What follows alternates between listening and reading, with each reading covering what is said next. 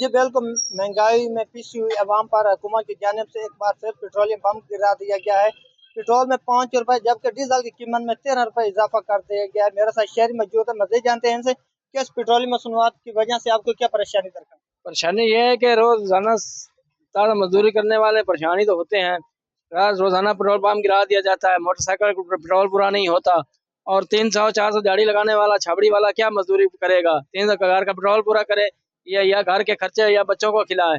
आए रोज रोज जब आराम होती है सुबह पेट्रोल पंप गिरा पड़ा होता है। सब्जियां महंगी, घी महंगी और चीनी महंगी होती है। इनसे आवाम सबको परेशानी है और इसके अलावा और हर चीज महंगी हो रही है।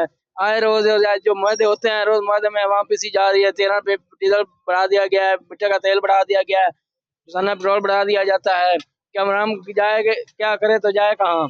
इसका क्या है, हमारा अवाम से ये हुकूमत से मुतालबा है कि पेट्रोल को फौरन की कीमत कम की जाए और अवाम को एक अच्छा रिलीफ दिया जाए।